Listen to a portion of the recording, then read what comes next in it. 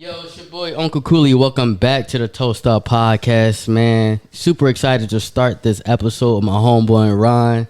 It's been long. It's been a long time. Ron, introduce yourself real quick, man. Let the people know. So I'm Ron. I clean sneakers. It's called Soul Doctor LLC, and pretty much me and my boy here been cool since Foot Locker, man. Yes, sir. Yes, sir. Can't complain. Always had a good vibe, and here we are. Yes, sir. So I met Ron at Foot Locker back in I want to say 2022. I was about to say 2002. But 2022. We just hit it off. We spoke about sneakers and things of that nature. Never really got personal. So this is like the first real conversation that we're actually having about life, about how we can help other people in the community and just trying to push each other forward.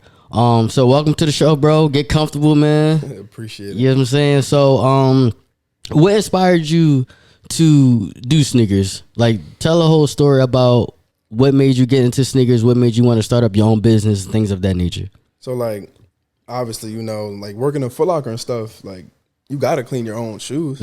So I was dating this girl at the time, and I always like said I wanted to do something.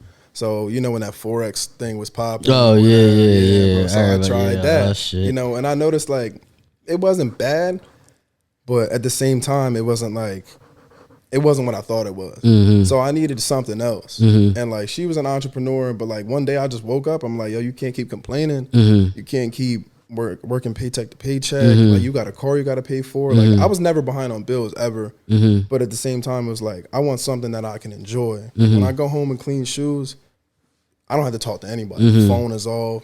Like, so it started from like just being a sneakerhead and cleaning your own shoes. And then some people be like, yo, like those are old, but how do you keep them so clean? Then I went on YouTube and started researching some things.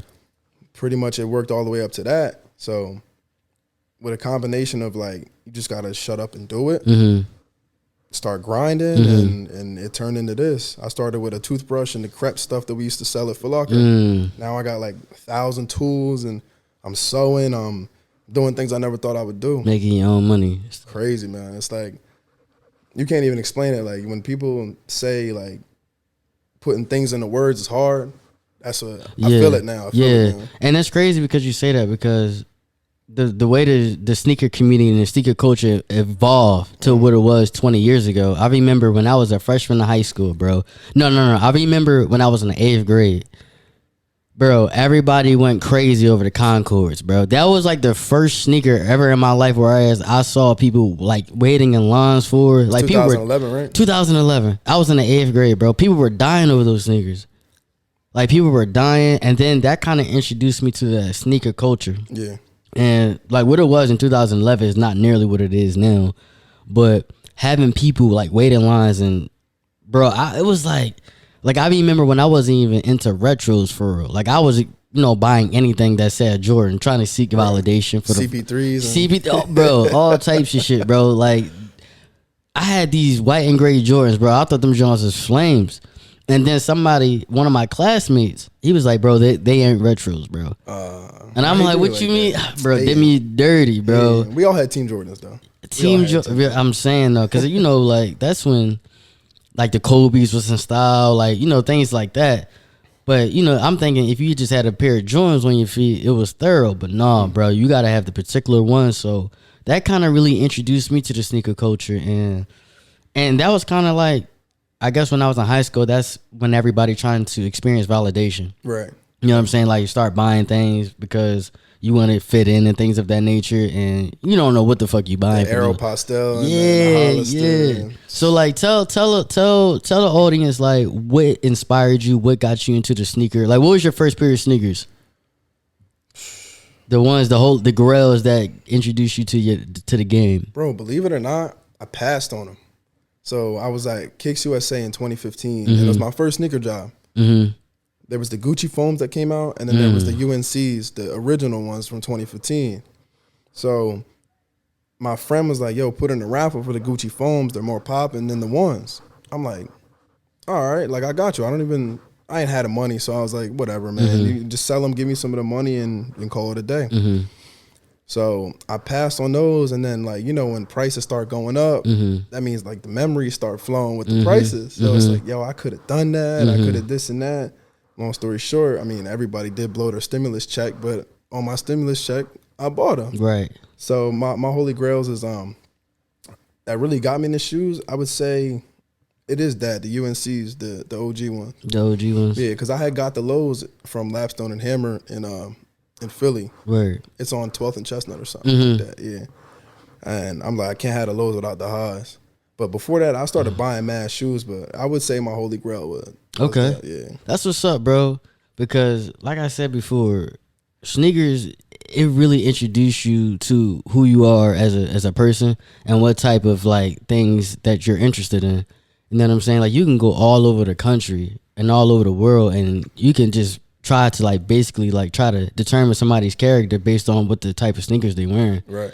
So it can, and the thing about sneakers, bro, it creates so many opportunities, bro. Well, my thing about shoes is like every sneaker has a story. Yeah. So even there's 100,000 of these, there's 100,000 stories plus more. You know what I'm saying? So I feel like that's how everybody in the sneaker community still like gels and coincides with each other.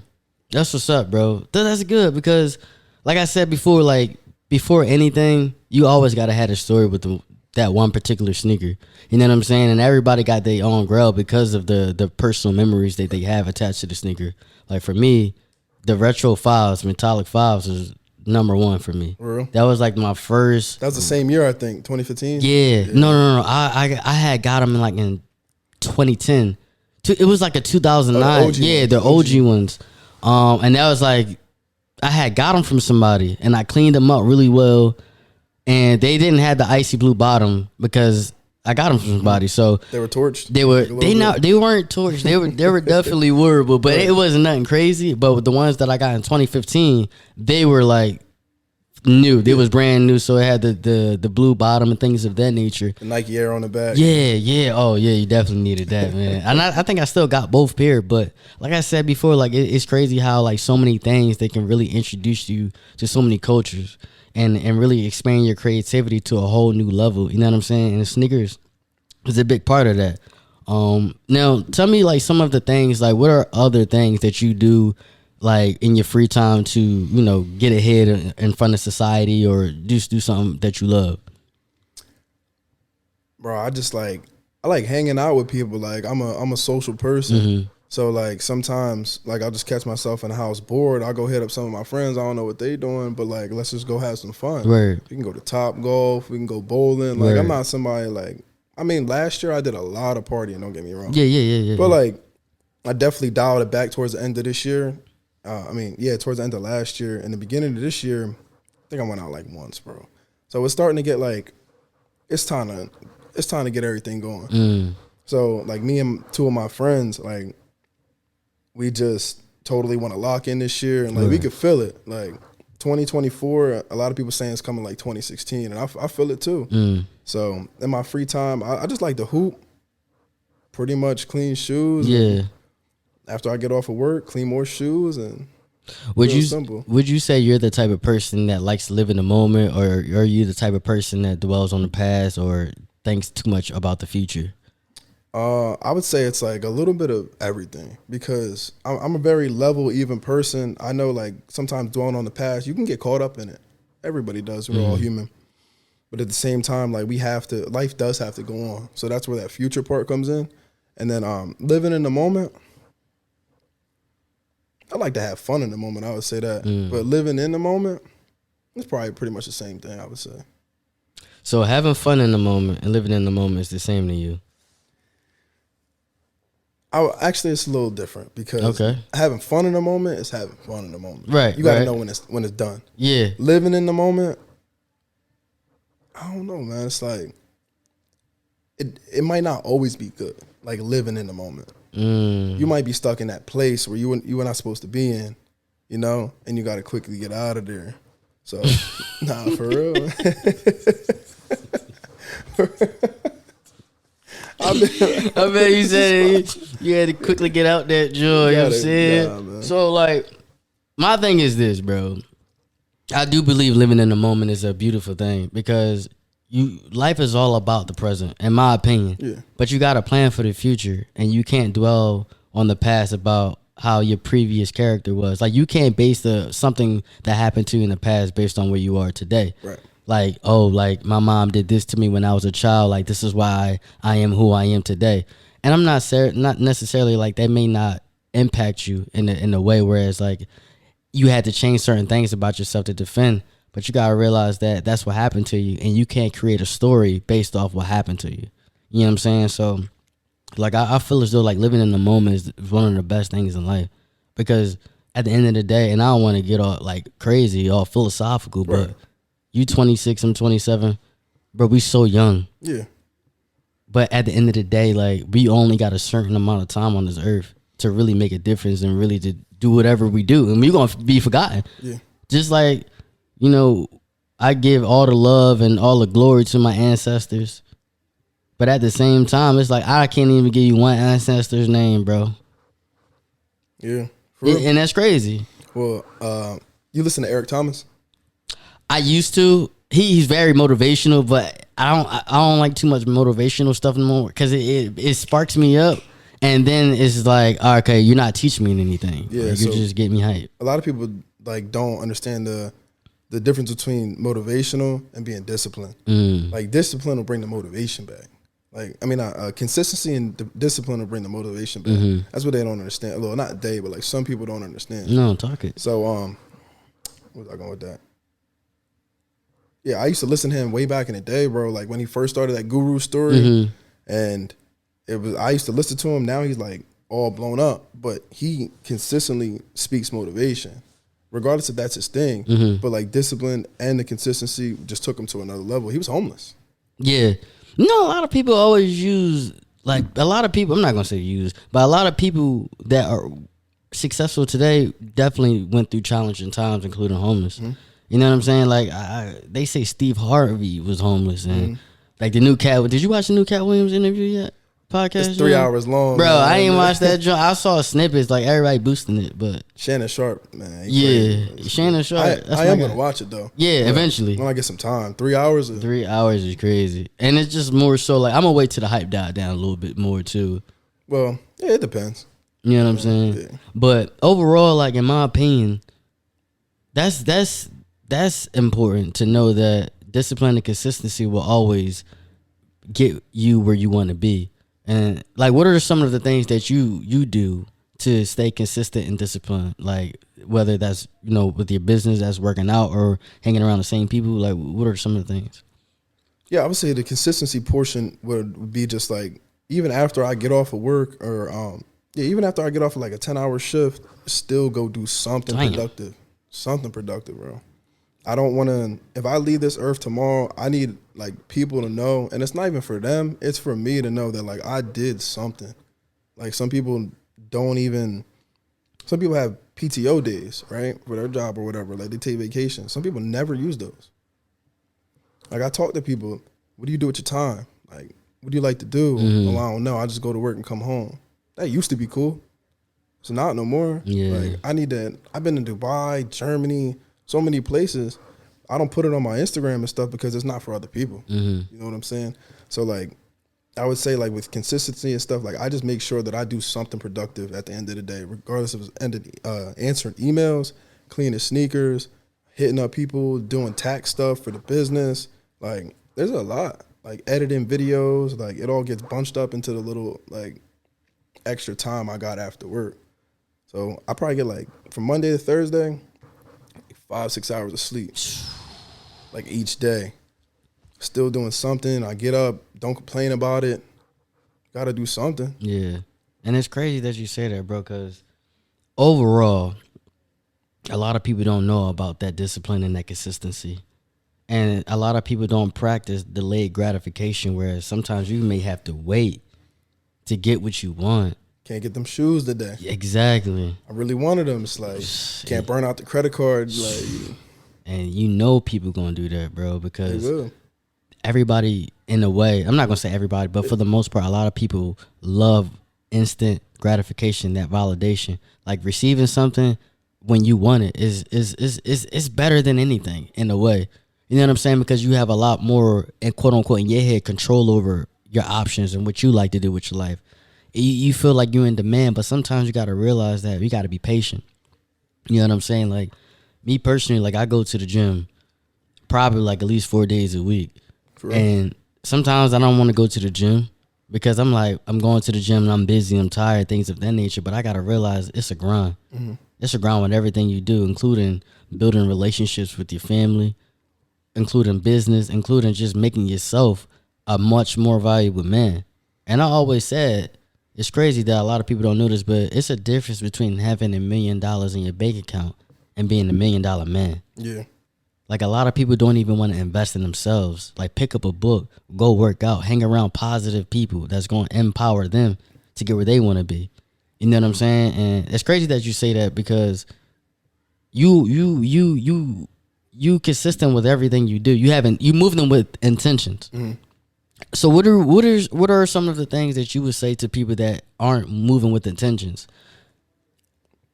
I would start to say, it starts with your friends. Like, I was in a dark place too.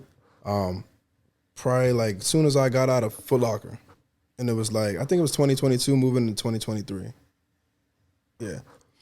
So my friends were just like low key using me. Rides, this and that. And yeah, well, they're not my friends no more, but like, I'm quick with it now, bro. I'm quick with it now. You do something a little weird, I don't have time. Life is too short. As long as you still like a little strange, a little weird, I don't play you too close. Like, if you speak about somebody else's business, I don't talk to you. I don't do all that gossip and stuff. And pretty much that. Like, when millionaires and billionaires seriously say it, like, it's your circle. It's your circle. And like another cliche, but you're right. No, I get it 100% because if everybody in your circle waking up at a certain time and everybody in your circle is doing something with intentions in a certain industry, or they like to surround themselves, like, for an example, like my whole friend group we all got girlfriends. Mm-hmm. You know what I'm saying? So it's just like, I don't have many single friends. You know what I'm saying? Mm-hmm. I mean, I have like, I can count on probably like maybe like one or two. But that goes to show you that you are who you surround yourself with. Yeah. And sometimes you may outgrow your friends. And that's a big thing because a lot of people don't want to touch on that. Like, that happens. Like, and then you in your 20s. How many times have that occurred in your life so far? Like, from your early 20s to your mid 20s? Because now you don't got no time. You already know what the red flags are and type shit like that. You know what I'm saying? I would say it happened like a good like 5-6 times. You know? So I mean, you roll with the punches. It is what it is. You know? Like I said, life has to go on. That's the part where I just totally move on for the past. And do you feel like it's healthy to just have that mindset where it's like life goes on? It's good and it's bad. So like, it's a blessing and a curse. Sometimes it creeps into areas where it's not supposed to be, like that little phrase, like life goes on. Because then you start to forget about other people's feelings sometimes. So like, I know when to cut it on and cut it off. You know what I'm saying? No, you gotta elaborate on that, bro. So like, if you're going through like some, if you're going through like some relationship stuff with a lady or something like that, and it might be almost over, but like, you can't tell her life goes on. You know what I'm saying? You can, but you can't. You have to be like a little affectionate with women, you know, and stuff. I would say an aspect like that, that's how you gotta cut it on and cut it off. Like, I'm a really caring person. Like, if somebody's like in front of me, like crying, I can't just be like, yo, bro, life goes on. Because you need to either grieve, dwell, or do what you need to do to get through it. You know? I feel exactly what you're saying. Because, like, to touch on, like, what you just said, you are who you surround yourself with. And I, like, back in my early 20s and back in my adolescence, I used to be kind of like a social butterfly, I would like to say. Like, I needed to be around people. Like, I always wanted to be around people. I don't know what it is. And sometimes, like, I call myself being alone, even when I was surrounded by people. You know what I'm saying? And now it's like, I'd rather be impactful to the people I love. Right. You know what I'm saying? Because when you really know your self-worth and know what you can bring to the table, and just being able to just help other people be positive and get where they want to be, or just being that friend that's entertaining. Right. You don't want to even surround yourself with so many people where it's like they gonna take advantage of you because you genuine. Yeah, that's a big thing. Cause like when you naturally genuine, bro, and when you just go above and beyond for anybody because that's just how your heart is, and because the family raised you a certain way, a lot of people take advantage of that, bro. Right. A lot of people, co-workers, family members, friends, colleagues, type shit. You know what I'm saying? When I came back from the army, people started asking me for bread. Like, I just did push-ups and all this and that. People started asking for bread. I'm like, yeah, I got it, but like, touch on that, bro. I feel as though don't touch crazy, on that. man. So before we even started the show, we talked a little bit. You know what I'm saying? You in the military right now, and things you want to say is going in your favor right now. Yeah. You know what I'm saying? Things are going in your favor, and is this a long term thing for you? Is this something that you can see yourself doing for a long time, or this is just a start? I mean, the army's been good to me now. I mean, I ain't been to war. I can't complain. Right. I mean, I was supposed to go on a deployment with one of my friends, but I kind of backed out of that. But like, it is what it is. Yeah. I want to go on one. You know, I don't want to be in for 20 years and not go on one. Yeah. Not to say it's like a pride thing. Yeah. Maybe in 20 years and not do nothing. Yeah. But I mean, but 20 years, don't you get like this retirement check or something like that? Yeah, you get a retirement check based on like what, and I'm not 100% on this. I think it's based on like what your last rank is. Is like you get half of your pay, something like that. But it's good for people that like you get out after 20 years. I got it when I was 19. When I'm 30 something, I'll have money flowing and I don't even have to worry about it. It could be I could pay for my crib. Yeah. Pay for my car, some extra. You know, it really helps. An extra income. You know what I'm saying? But you know, people don't see that I had to do 20 for that. You know? 20 years, bro. It's 20 years, though. But yeah, to touch on the when I got back, man, I wasn't even supposed to go to the army. I really just wanted to go to community college, figure out my life for a little bit, and if I wanted to hit the army, maybe do that. And yeah, I got back. I remember the first day, Mom Dukes came in the room. Was like, "Yo, I need 5." It's Mom Dukes. You can say yeah, you can't say no, but like it's a sticky situation. But yeah, I had to tell her no, and there was some problems with money and whatever. I ain't even about to go into that. Yeah. But I had to tell my mother no. And other people like my girlfriend at the time, she wanted money, and everybody. I was like, dang, bro, like I can't even get up. It's like, always something. It was a start. I was 19 years old with $5-6 grand in an account, bro. 19 years old with $5-6 grand. I'm on top of the world. Yeah, you feeling nice. Can't even. Feeling nice. I'm swiping the debit card when I feel like it. Feeling nice, boo. And then I had to learn the hard way. Like the closest people to me, like they will switch up sometimes. And you know, I played it how I was supposed to go out, and then with other friends, like pretty much last year, some of them started switching up over females, over money, over rides. I couldn't pick them up. I'm like, yo, bro, like you ain't got no car, like you mad at me, and I'm such a genuine person. I'll pick you up if you live 40 minutes away. Then we gotta drive an hour, and then bro. It's over for that. Yeah, bro. And that's the thing about genuine people. It's like you do it because it makes you feel happy that they're in a better position. Right. And they don't got nothing. Like for me, sometimes like doing something like that, even if it takes me to be in the worst position and you in a much better position, I'll do it because I already know I'm going to come off in a better position regardless. Right. That's just how the mindset is. But like you were saying, like now you in your mid-20s, I'm in my mid-20s. We have to move a certain way. Like everybody don't deserve our time. Yeah. And including like family members, bro. Including certain relationships with women, friends. Like and this is the biggest thing that I wanted to touch on, Ron. People don't understand that sometimes loyalty expire. You can't be loyal to a person that's been bringing you down and don't want you to do better than them. It's more so a competition. Like all that death do us part or this and whoop de up like sandbox days. No, you gotta let that go because that's hindering the person you trying to become based off old ass memories. Right. That's not really pushing you forward. So I would say I would touch on that too because like my favorite thing is when people say like we've been together so long. Oh, because of the time. But like you're gonna wake up 60 and be like, I should have stopped this 30 years ago. Mm-hmm. You get one life. And these days you gotta move it, like you said, a certain way to actually like get somewhere in life. And obviously it's like a rat race, you know. That's if you stay in a job. You know what I'm saying? But at the same time, it's just like loyalty does expire. Yeah, it does. And that's the biggest thing, because for me, for the longest, back in my early 20s, I was saying, oh man, this person did this for me when I was doing this, and this person did that for me. But I was doing just as much, if not more. And now that it becomes, whereas I don't even watch this guy a lot, but he comes on my TikTok, Kevin Samuels. Snoop Dogg even said it. Yeah, rest in peace. You know what I'm saying? I don't really like a lot of his concepts about women and men are confrontational. You know what I'm saying? But at the same time, he does have substance and he does speak with confidence. Right. But he said, see, back then when you going through your adolescence phase and your early 20s, see, y'all all right here. Mm-hmm.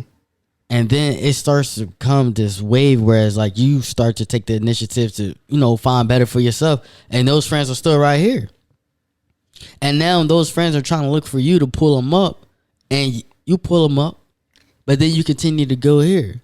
And now it's like every time that you do something more for yourself, it's necessarily a bad thing because they feel like you leaving them. Because you can't give them as much as of a handout because they want more from you than they want from themselves. I would say cutting people off is like pretty much the key to success. Like if somebody dragging you down, like you said, just let them go. What if they're not even dragging you down? What if they just not trying to push themselves forward? What if they relying on you for the handout? That's like, I would say that's like taking a placebo. Like a drug that people make you think works, but don't work. For real. For real. Because you still got that person around type shit thinking it's doing you some good. Word. It's not doing you anything. Like taking a fake pill. It's like they got to go too. And a lot of people might call me heartless or whatever, the time and the memories. I remember you. Just not anymore. How do you feel as though that the mindset that you have now when it comes to cutting people off, do you think it'll become a little bit more mindful as you age, or just you think you'll become more so like time is more even more precious now because I'm aging? Time is more precious. My friends are like, yo, bro, like 2 seconds, you don't even like somebody. It's like, it's not that. I watched them before you said something. Type shit. I watched them before you said something. Like when me and you was at Foot Locker, I mean, not to get a little, not weird, but like, yo, I watched people. You're really observing. Like I didn't speak that much. I mean, when I did, it was some funny stuff. But, yeah. It's like, I got to know who's who and what's what. Because you're going to do what you do on a daily basis. You don't know who's watching you. I told you, like, we didn't really have much conversation. Nah. I felt energy type shit. You know what I'm saying? Like, I was in there. I was a stock person, which was like, I hated it because climbing on ladders and not really getting paid anything was terrible. But you got to go through that process of anything. You know, you got to go through your downfalls. But I ain't really talked to many people in there. And that's because that's just the way I am, my place of business. Like, I'm not trying to come across like friendly and buddy. Like, you know, I can be a cool coworker, whatever the case may be. But when I saw you, bro, like like I said before, like we spoke. The first conversation we had was about selling bronze. Yeah. They came in the joint. I was like, oh shit, what's that about? You said I had to grab these guys. You showed me the joint. I'm like, dang, they still got some in that back. You said, yeah, but they got the little bigger sizes. Yeah. I forgot the bronze. I forgot which one that you grabbed, but it was a pair of bronze. It was like the Looney Tune ones. We was reselling them or something. Yeah, we was reselling them. Yeah. So I remember, like, you know what I'm saying? And then that, like 2-3 weeks later, you was like, you out this joint. Yeah. You said you had a dip. I'm like, all right, cool. You know, peace and blessings to you, bro. Like, you know, that was that. And then I literally a month after that, probably like weeks after that, I dipped because I was trying to get the internship there. That's why I was there for so long, because I was trying to get that internship, but things didn't go in my favor. So, listen, I got to create more opportunity for myself. Yeah. And And that brings us back to, I hate to cut you off. No, go ahead. That brings you back to the cutting things off, even the job. Yeah. The job. When do you know when do you know you should cut a job off? Like, a lot of people don't know. Like, people be family members that I would like to say, like, more so than the older generation, been stuck there. I'm not gonna say stuck, but been at their job for 20, 30 years, not really trying to maximize opportunity for herself. How are millennials doing this, man? You know, the older generation is hating on us, you know, because we jump from job to job. But what they don't understand is I'm not just jumping from job to job. I'm jumping from income to income. Ooh, talk it. You know, every time I go to a job, it's more money. It's more money. It brings benefits to me. I got a different schedule. I used to work weekends. I had no life, no social life. But I got off during the weekdays. It's not really, you know, my age. I'm 26. Yeah, I need my weekends. Yes, sir. I'm not old. Like, I ain't got kids. So I would say when people lasted a job that long, it might fulfill them. They don't. There are some people that have to live the rat race. I hate to say it, but like, a lot of people don't have that frequency that we operate on. So they don't understand when it's time to actually leave a job. And I feel like they don't have people in their circle, like the friends or even hitting the gym or things that's consistent. The only thing they have or hear about a consistency is going to 9 to 5. And that's why they stay there so long. Yeah, so that's you can crazy. explain to them, but they not listen. Like, there's a difference between being, like, communication is key, but comprehension's even better. So a lot of people don't understand that. Bro, I feel as though, like you said, it's not job from job, it's from income to higher income. You know what I'm saying? And whichever employer is going to create that opportunity, while, like you said, put the money in your business, put the money into yourself. You know what I'm saying? And I worked from, I'm gonna tell you, I remember back in 2020, I graduated school. I had got a job as a cashier at Giant.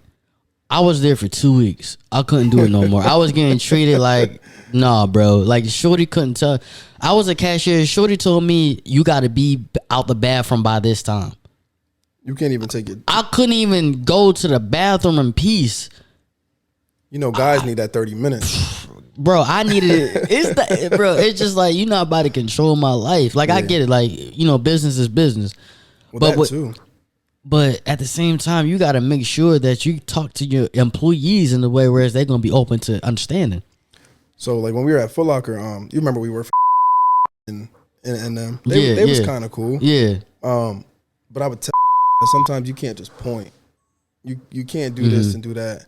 Like, you have to communicate with people. Like, yo, bro, like, do me a favor. Can you do me a favor? I'm gonna look out for you. What you like when you work, even though that the objective of working is transactional, like getting a paycheck for being here, there's also something else that comes from being human and being transactional. So, like, that's the relationship me and James had. It wasn't like everybody else's, because I would always I would get some shoes that people weren't supposed to get, and I would work 1 day a week. But, like, we was cool. Like, yo, what you need me to do? You need me to, like, work the front? Because I used to do the release days on Saturdays, like the list, bring them all out. Like, it's a hectic job. And a lot of people think it's just bringing out a size. It's really not. People be trying to scam. Yeah. People be trying to, like, get one up on you, fake IDs. Yeah. So, like, yeah, it's just. That's the thing about relationships, bro. It's like, in business and everything you do, you're going to need some type of person that's going to look out for you. Right. You know what I'm saying? And like you said before, sometimes, like, they're not going to always be able to look out for you as much as you want them to. But as long as you stay solid and they stay solid, it is what it is. But a lot of people don't understand that now. You know what I mean? A lot of people want that instant gratification, that instant validation. And that's what that's the whole thing I'm trying to get people to be aware on. Like, to get something great in life, you got to go through this type of adversity that you may never ever have to go through, or you don't want to. That's crazy you said that. My mom used to, the definition of adversity, she used to put it on my door. I would wake up, there's like 10 of them up there. I'm like, yo, like, what's going on? She's like, you need to deal with that. I'm like, what are you talking about? So, like, all my life, when everybody says adversity, it's like, that's what I remember. And I'm glad that she did that. But at the time, I was hating. You know, even like 15. Right. You trying to talk to girls. You Right. trying to play basketball. Do your thing, you know, get on life. But yeah, I mean, if it wasn't for her, I'd probably like never even know what the word means. I'd have to look it up. Yeah, but bro, sometimes she's your mom. She's always going to guide you in the best way. She always going to have your best interest. And that's what great moms do. Even though you don't want to hear certain things from them, they always going to try to protect us to the best of their ability. You know what I'm saying? So, like, shout out to all the mom dukes that's doing their thing, and shout out to all the pops that's doing their thing. But like I said before, like that's the thing that we always got to understand as people in our mid-20s, that life is not all about coming and getting everything that you want in a certain time frame. And it's crazy because I remember when I was in 15, 16 years old, I was saying to myself, by 25, I'm gonna be a multimillionaire. By 25, I'm gonna be married, have kids. Bro, I'm 27. I don't got none of that. But the only thing I do have is people that I got a strong support system, and I got people that love me. Right. And I got the internet we're gonna create opportunity through that. Right. You know what I'm saying? And like I wanted to dedicate this year to being uncomfortable, because that's the word to maximize to growth. Like, what are some ways that you have been trying to maybe take the initiative to do something out of your comfort zone? Like, even just being here today, bro, I hate being on camera. I hate being a lot of people tell me I should be on camera, like that I got the face for it, the personality. Yeah. Sometimes it's just not me. You're not feeling it. But when you hit me, I was like, it's a new year. Not that it's a new me, but like it's a new year. Might as well do something. Yeah. Something cool. Yeah, and that's the thing, bro, because not everything is the only reason why you come uncomfortable, because you never did it before. And as soon as you do it and you do it again and you do it again, it becomes like second nature. Like, I remember when I shot my first podcast episode back in 2021 on camera. You know what I'm saying? And it was different. You know what I'm saying? But the fact that you're willing to take the initiative to be uncomfortable for a brief and temporary moment, whereas you know it's going to create so much more opportunity for you and potentially your future family and your family. You know what I'm saying? Like, I remember you said you wanted to start a podcast, bro. Start that podcast, bro. Be you. Yeah, you know what I'm saying? Because, bro, it's permissionless, and that means, like, you can get paid for being you with no regrets, bro. Right. Like, YouTube is permissionless opportunity, bro. Like, you can just go on and post anything you would like, as long as it's in there. You know what I'm saying? But like, the money is there, bro. Like, I see so many people on social media, on the internet, being them. Like, bro, I see people putting tripods in Target. Yeah. And walking in. Now, that's not me. I'm not knocking nobody, and I'm gonna keep it a bean. That's not me at all. Get your money, bro. I want that for you. But at the same time, it's like, why am I not trying to maximize what I can do? Right. No shade, no competition, but I got to get this money too. They print money out every day. Too much of it. Too much of it at times. That's why you got to get you some crypto. Yeah. A little something. So, you feel me? But that's what I'm saying to everybody. Like, go and get yours. I feel like with going and get yours, it's like people take that too personal, though. What they don't understand, going and get yours it's a team effort. Regardless if we have a team or not. Like, even doing this, it's like the viewers and the followers, they get something from this. It's just not you or I. No. So when people do say, like, go and get yours, I think people in our generation, or even like the previous generation, they take that selfishly. And like us as a society, or even a world, I mean, we might be way far from it, but the more we work together, the more we do our work together and all that, I think we'd be way further than we're supposed to be, because people be trying to hide technology, gatekeep, like things like that. I've hit up like 3-4 people on editing. I ain't get nothing back. What? Nobody, just use this, use that. Okay. Did you ever came to the conclusion, like, listen, I got it. Myself. You got to do it yourself, bro. Yeah. Because you see what's going on. Ain't no production. It's only me. Right. Like, I set everything up. I take everything down. Yeah. And if nobody going to help you, like we just said, you got to help yourself, bro. Yeah. I got like 8 reels I'm trying to do right now, along with cleaning 100 pair of shoes. And it's a lot. It's a lot. It's a lot. It's a lot. But it's going to be worth it, though, bro. Yeah. Yeah. You know what I'm saying? Like, that's just extra time that you're going to have to put in to learn something new. that's gonna create so much more for you. You know what I'm saying? Because it get a little annoying where you got to do everything through the vertical integration process because you own everything, like it's yours. Right. And then the thing is, like, when you start to hire people for what you do and they can't do a certain way, you teach them. You know what I'm saying? Like, I know how to edit. I know the sound engineer. Like, I'm not an expert, but it's gonna get done. Yeah. And you know what I'm saying? At the end of the day, it's gonna get done. So that's why I tell people all the time, man, you got to go through that learning curve. Like, it's going to be challenging, but it's going to always be worth it.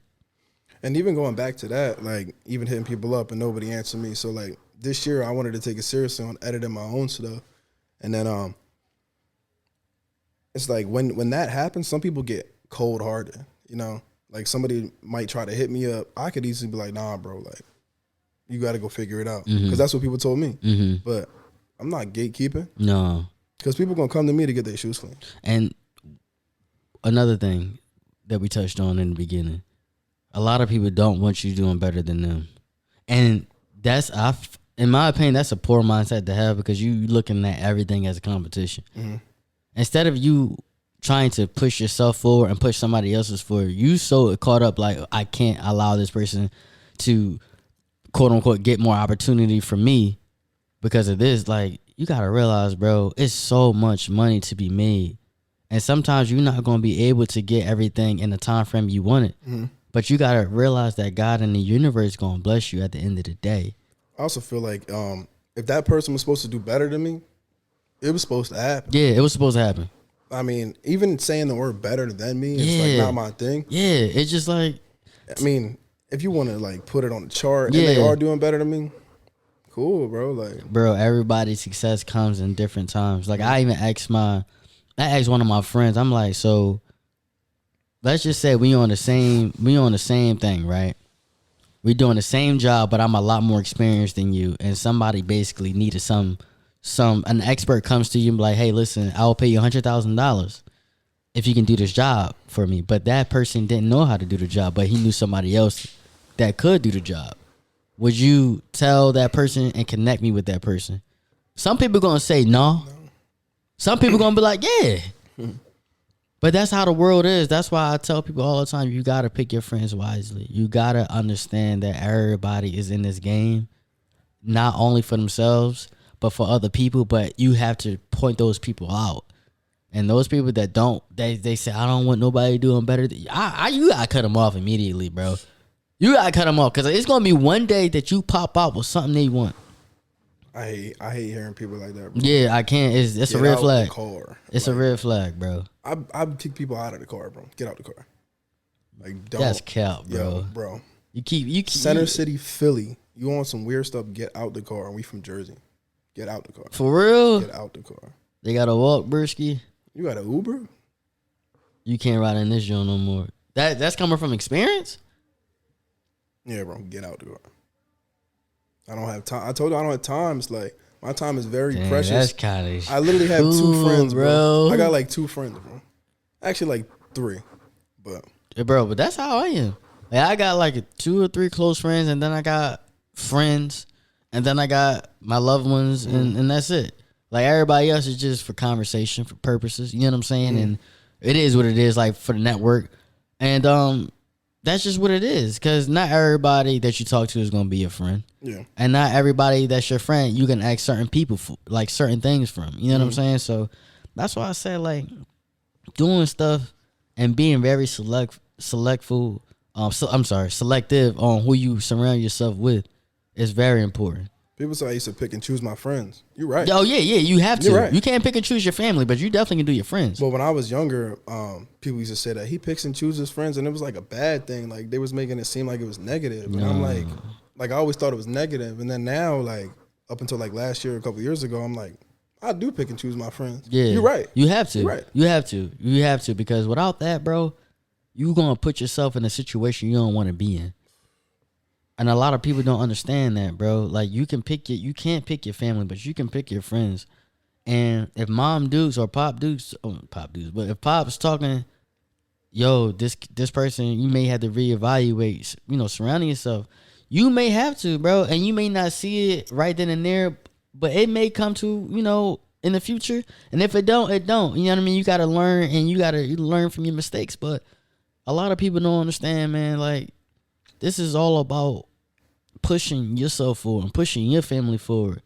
Like, it's a lot. It's so many things that people can accomplish. And like you said, like every simple thing, like picking wrong friends, like not being able to maximize an income, being scared to even create opportunity for yourself, like creating your own job or traveling or doing certain things.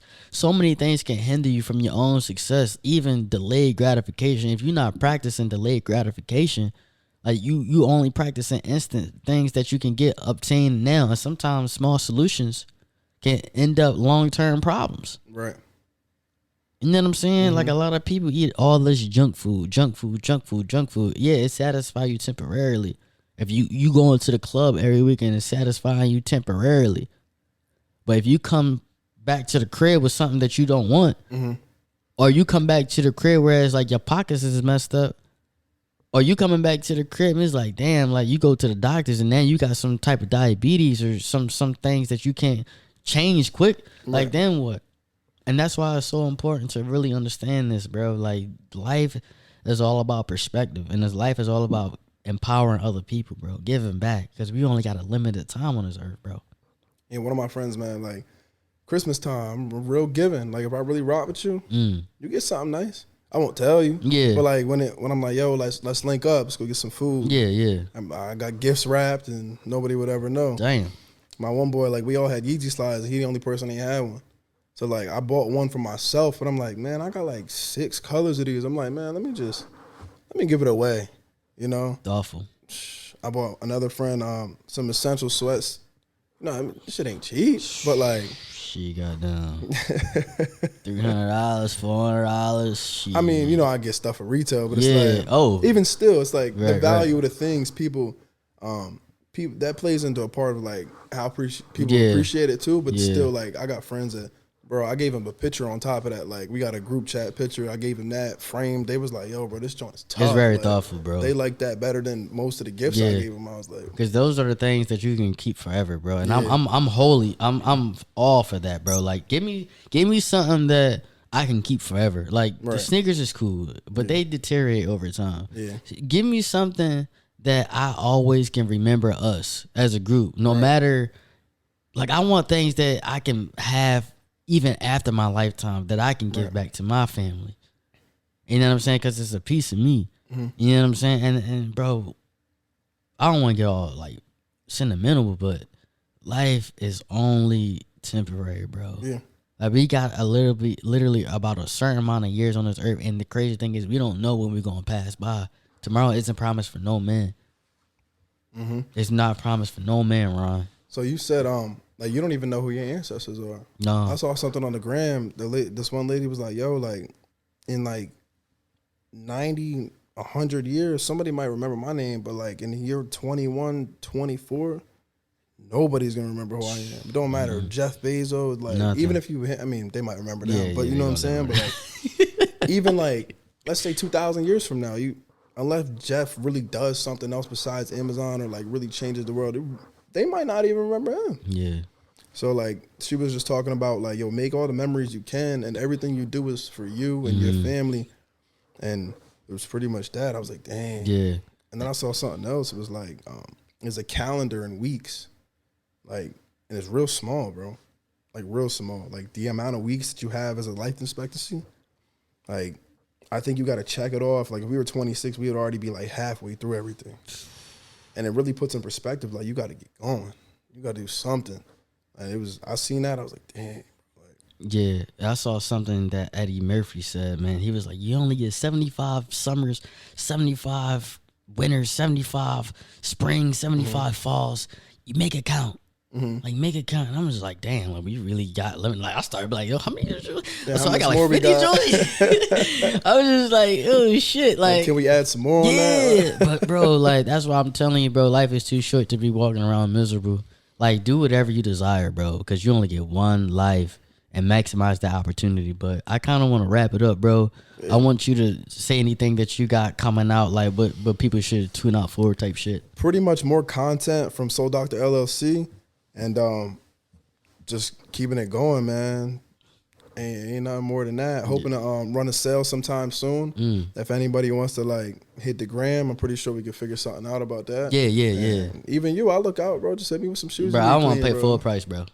I didn't say that. Yeah, I know. You said that. I know. No, because to me, it's all about supporting black businesses and any business that you need to full price. Because I do full price. Yeah. You get what I'm saying? Unless like I ask you to do something for me and then I give you the discount, but full price, bro. Because I support the business just because I fuck with it. I feel you. You know what I'm saying? So, man, I want to do a toast. I can't find my water bottle. Hold on. I think it's on that side.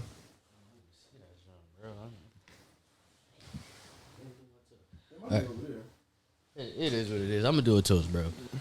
So toast up to you, Ron. Appreciate you, man. Toast to where you are today. Toast to everything you've been through to get where you need to be and where you want to be, man. Toast to starting a business that you're passionate about and that you can create so many things from yourself, other people like you, man. Toast up to you, man, and toast to your future achievements, bro. Appreciate it, bro. Toast to you too, man. We can't forget about you. Yes. No, we will focus on you, bro. All right, man. Toast up, brother. Appreciate you, Kyle. Yes, sir.